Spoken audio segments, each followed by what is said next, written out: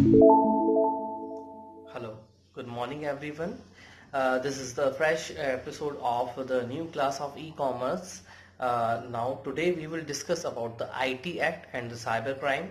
आज हम ये डिस्कशन करेंगे IT Act क्या है और साइबर क्राइम क्या है. सबसे पहले IT Act की बात करें. IT Act एक तरह का एक्ट है, कानून है जो हमारे भारत सरकार ने लागू किया था. इसको हम IT एक्ट और इंफॉर्मेशन टेक्नोलॉजी एक्ट 2000 के नाम से भी जानते हैं.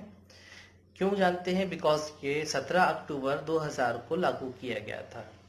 ये किस बारे में है?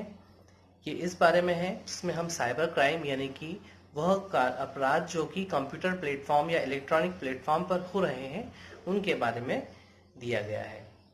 इन सारे अपराधों में वो सारी चीज़ें आती हैं जो कि किसी कंप्यूटर, मोबाइल फ़ोन, इंटरनेट या फिर किसी भी इलेक्ट्रॉनिक डिवाइस के थ्रू किए जाते हैं. अब हम बात करेंगे उन ऑफेंसेस या फिर क्राइम्स के बारे में जो कि इसमें लिस्ट किए जाते हैं. इनमें सबसे पहले बात करेंगे section 65, tampering with computer source documents. अगर आप किसी के कंप्यूटर सोर्स में बिना परमिशन के छेड़छाड़ करते हैं उनके डॉक्यूमेंट्स में तो ये एक्ट लगता है. सेकेंड इज सेक्शन 66, इसमें हैकिंग विद कंप्यूटर सिस्टम. अगर किसी का कंप्यूटर सिस्टम आप हैक कर लेते हैं या कोई ऐसा व्यक्ति जो अनधिकृत रूप से किसी के कंप्यूटर को इस्तेमाल करता है बिना परमिशन के. Section 66B, receiving stolen computer और कम्युनिकेशन डिवाइस. अगर कोई कम्युनिकेशन डिवाइस यानी कि मोबाइल फ़ोन या टेलीफोन या फिर कंप्यूटर की बात करें, यह चोरी हो जाता है या इससे संबंधित कोई पार्ट्स चुराए जाते हैं. Section 66C, using password of another person, किसी और व्यक्ति का पासवर्ड को इस्तेमाल करना. 66C and D, using password of another person और चीटिंग यूजिंग कंप्यूटर रिसोर्सेस, ये भी पासवर्ड चोरी से संबंधित है. इसके बाद में है 66D, E और F, cheating using computer resource, publishing private images of others और acts of cyber nautics. Cyber terrorism. Cyber terrorism मतलब भी एक कंप्यूटर सोर्स के थ्रू किसी व्यक्ति को अनधिकृत रूप से परेशान करना, उसके डाटा से छेड़छाड़ करना, उसके डाटा को चुरा करके इस्तेमाल करना, किसी का पासवर्ड इस्तेमाल करना, किसी को धोखा देना, चीटिंग करना, ये सभी कुछ आता है.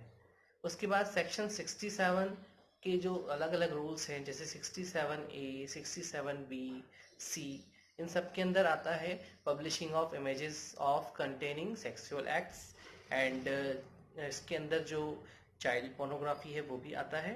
ये सारी चीज़ें अपराध की श्रेणी में आती हैं. इसमें अगर किसी भी व्यक्ति का किसी भी तरह का कंटेंट लिया जाता है और उसे कंप्यूटर प्लेटफॉर्म पे, इलेक्ट्रॉनिक प्लेटफॉर्म पे शेयर किया जाता है तो ये भी साइबर अपराध के अंतर्गत आता है. इसके बाद है 68, 69. 68 और 69 के अंदर जो है अलग अलग तरह की चीज़ें आती हैं जैसे कि फेल्यूर और refusal to comply with orders. अगर कोई ऑर्डर्स दिए जाते हैं और उसको नहीं माना जाता है. And failure refusal of decrypt data. अगर किसी का डेटा इनक्रिप्टेड है, उसको पासवर्ड्स के थ्रू प्रोटेक्ट किया गया है और उसको अगर आप छेड़छाड़ करते हैं या उसको बदल दिया जाता है तो ये डिक्रिप्ट ऑफ डेटा होता है, description of data. Then section 70 के अंदर सिक्योरिंग एक्सेस और attempting the secure access to protect systems. अगर किसी सिस्टम का प्रोटेक्शन हटा दिया जाता है, अगर उस सिस्टम के साथ छेड़छाड़ की जाती है तो ये इसके अंदर आता है. Section 71 is miss representation.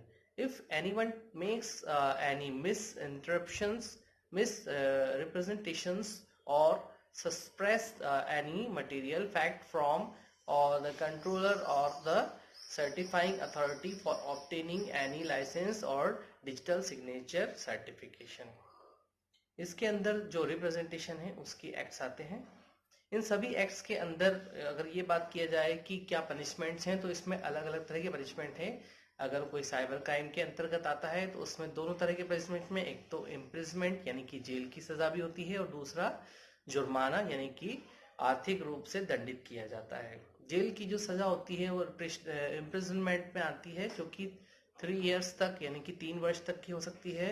आर्थिक दंड की बात करें तो 1 लाख, 2 लाख या फिर 5 लाख रुपए तक का आर्थिक दंड भी दिया जा सकता है. तो ये तो बात की हमने साइबर क्राइम्स और उनसे होने वाली सजाओं के बारे में और उनके पनिशमेंट्स के बारे में. Rest we will discuss in the next class. Thank you and have a nice time.